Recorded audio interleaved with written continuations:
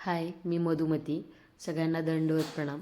आज सकाळची सुरुवात तर खूप लवकर झाली होती. जवळजवळ 5-5:30 वाजताच मी उठले होते. मस्त असं डाळ वगैरे घातली होती, कारण आज आमच्याकडे होता पुरणाचा स्वयंपाक. आमच्या सर्वज्ञाचं जे आहे ना, ते जावळ काढायचं होतं आज. ती 1.5 वर्षाची झाली आहे आणि मग पहिला बड्डे झाल्यानंतर काढायचं म्हणत म्हणत 6 महिने निघून गेले आणि आज तो मुहूर्त लागला आहे. तर नेमकंच बघा ना, त्या दुष्काळात 13वा महिना माझा पुरणाचा स्वयंपाक चालू होता आणि आमच्या दादांचे जे डबे होते ते द्यायचे होते आणि शेंगदाण्याचं कूटसुद्धा नेमकं आदल्या दिवशी संपलेलं. आणि कसं काय मी विसरले काय माहीत, म्हणजे मी थोडं असतानाच बनवून ठेवते, पण आमच्याकडे पाहुणे पण होते त्यामुळे गडबडीत विसरलं असेल. मग त्यात सकाळी परत शेंगदाणे वगैरे भाजून घेतले, परत त्यातच लगेच नाश्ता बनवून घेतला, कारण जी आमची ताई आली होती, म्हणजे छोटी नणंदबाई आली होती, तीसुद्धा गावी जाणार होती आणि दादालासुद्धा ऑफिसला जायचं होतं. त्यांचे डबे तयार होते, म्हटलं पटकन नाश्ता पण बनवून घ्यावा. नंतर त्यांच्या सगळ्यांसाठी चहा बनवला, आम्हीसुद्धा चहा पिलो आणि मग मी लागले माझ्या पुढच्या कामाला. कारण पुरणाचा स्वयंपाक असतो आणि मला जवळजवळ 9:30-10 वाजताच आम्हाला मंदिरामध्ये जायचं होतं, म्हणून मी लवकर उठून लवकर स्वयंपाकाला लागले होते. ही आमच्या इकडची सोलापुरी पद्धतीची मस्त अशी गोल भजी आहेत. तुमच्याकडे असतात का नक्की सांगा. आता माझा पुरणाचा स्वयंपाक चालू होता. माझ्या चिमण्यासुद्धा उठून बसल्या होत्या आणि हे बघा, त्यांचा लाडका मामा आणि या मामाच्या लाडक्या भाच्या. जे जसं त्या दोघी करतील ना तसं तो करू देतो. म्हणजे हे आताच म्हणून नाही आहे, पहिल्यापासूनच. शिवण्यासुद्धा एकटी लहान होती ना, तेव्हा बाबांचा किंवा मामाचा खूप छान मेकअप करायची, इवन लिपस्टिक वगैरेसुद्धा लावायची. तर आता दोघीजण मिळून त्याचा मेकअप करत होत्या आणि तो निवांत झोपला होता. तर मला शेवटी फायनल लुकसुद्धा दाखवते त्याचा मेकअप केल्यानंतर. थंडीचे दिवस आहेत म्हणून त्याला लिप बामसुद्धा लावत आहेत. आणि जसं शिवण्या करते ना तसं सेम सर्वज्ञाला करायचं असतं, मग ते काही असो. आता हे घातलेले कपडेसुद्धा शिवण्याचेच घातलेत, म्हणजे इतका मोठा शर्ट होतो आहे तरीसुद्धा तिला तिचंच घालायचं असतं. आणि हे बघा ना किती छान ही केस दिसत आहेत. ही केस आम्ही खूप मिस करू. त्याच्यानंतर पुरणाचा स्वयंपाक वगैरे सगळा झाला, देवाला उपार भरला आणि मग आम्ही रिक्षा बुक केली होती, कारण आम्ही एवढे सगळे गाडीवर नव्हतो जात. मस्त मंदिरामध्ये गेलो. आता परवाच्या व्हिडिओमध्ये तुम्हाला काही व्यवस्थित दत्त जयंतीच्या व्हिडिओमध्ये देव वगैरे दिसले नव्हते. आज मी तुम्हाला पूर्ण जो मठ आहे ना तो दाखवते छान व्यवस्थित व्हिडिओमध्ये. हे आहेत आमचे जे मंदिरामधले जे मठातले देव आहेत. हे बघा, मस्त असं इतकं भारी वाटतं ना मंदिरामध्ये गेल्यावर खरंच. मग आम्ही सगळ्यांनी छान अशी देवपूजा करून घेतली आणि आमच्या चिमणीचं म्हणणं असं असतं की आई तू मला सोड, माझं मला जे जे करू दे, सगळ्या देवाला दंडवत करू दे. आणि हिचं चालू होतं. तिला सवय झाली त्यामुळे ती छान दंडवत करते, अजिबात गडबड वगैरे नसती. मस्त तिचं चालू असतं. तिचं असं असतं की तुमच्या अगोदर मला करायचं आहे. म्हणजे ह्या गोष्टी आम्ही तिला शिकवल्या नाही आहेत, आमचं घरातल्यांचं किंवा आम्ही नेहमी मंदिरात जातो किंवा घरची देवपूजा हे बघूनच ती सगळं शिकली. मग मामीने सुद्धा नंतर छान अशी देवपूजा करून घेतली, म्हणजे आम्ही सगळ्यांनीच करून घेतली. मग लगेचच मंदिरामध्ये आरती होती. तर या ज्या आत्या आहेत ना, तर त्या मंदिरामधल्या आहेत. बाबा नव्हते मंदिरामध्ये म्हणून त्याने आत्यांना सांगितलं होतं. तर या छान असं चौक वगैरे भरत होत्या जावळ काढण्यासाठी. तुमच्याकडे असतो का असा चौक सांगा. गहू किंवा तांदळाने मस्त असा चौक भरला जातो. आता प्रत्येकाची चौक भरण्याची जी पद्धत असते ना ती वेगवेगळी असते. त्या चौक वगैरे भरला, देवाला विडा अवसर केला. म्हणजे विडा उस्तराला काही नारळचे काही फळं पानं सुपारी ज्या गोष्टी असतात त्या मी घरून सगळ्या घेऊन आले होते. मस्त असा देवाला छान आम्ही सगळ्यांनी विडा अवसर करून घेतला आणि मग जो सुडा असतो ना तो देवाला आणला होता आम्ही. तर तो सुद्धा देवाला चढवून घेतला. म्हणजे त्या सांगत होते की बाबा हे असं कर तसं कर, कारण ह्याच्या अगोदर आम्ही म्हणजे जेव्हा शिवण्याचं जावळ काढलं होतं ना तेव्हा आम्ही ते गावी काढलं होतं आणि म्हणजे ते असं साधंच काढलं होतं, एवढ्या काही गोष्टी आम्ही केल्या नव्हत्या. पण प्रत्येकाच्या गावातली किंवा प्रत्येकाच्या तिकडची पद्धत जी असते ना ती वेगळी असते. आणि आमच्याकडे म्हणजे असं काही फार खर्च वगैरे नसतो, जे काही आहे ते साधं सिंपल असतं. जे आपण करेल तेवढं देवासाठीच, बाकी इतर काही खर्च नसतो. तरी बघा छान असं देवाला सुडा चढवून घेतला.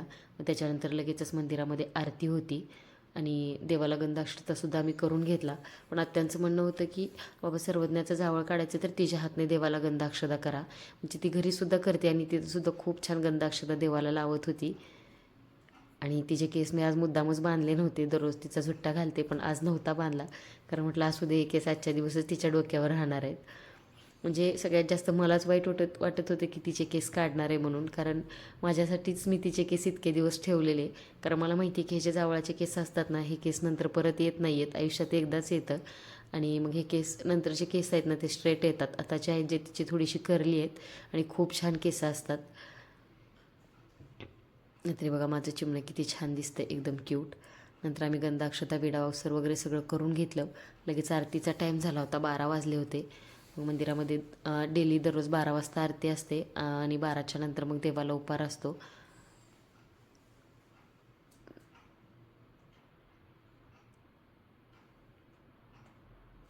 आता ॲक्च्युली देवाच्या खाली अंतरण्यासाठीचा हा कपडा असतो, त्याला सुडा म्हणतात.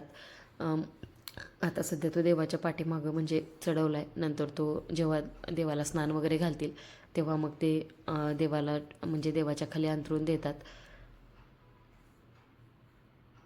त्याच्यानंतर आरती चालू झाली. मग मी तिथंच उभारले होते देवापाशी.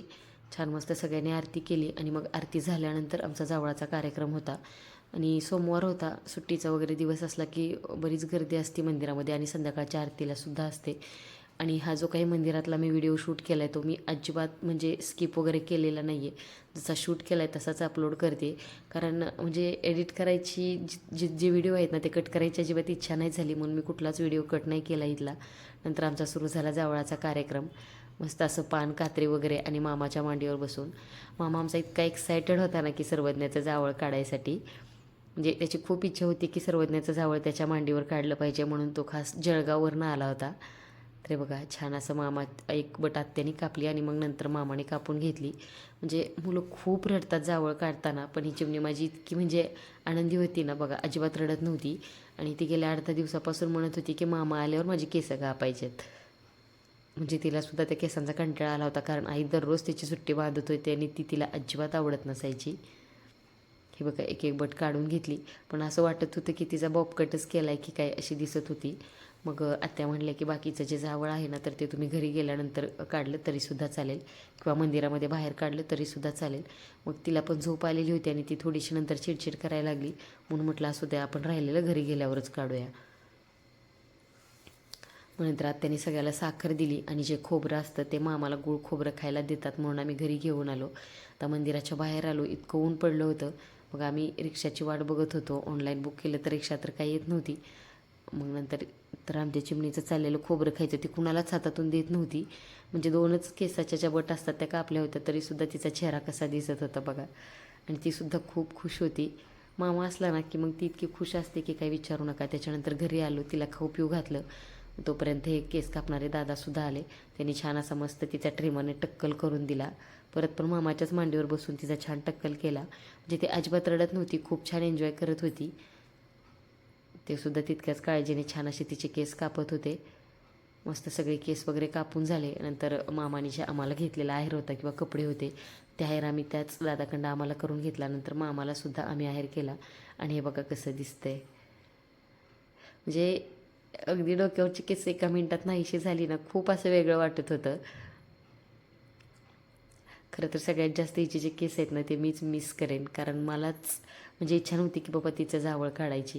नंतर आमचे आहेर वगैरे करण्याचे सगळे कार्यक्रम झाले.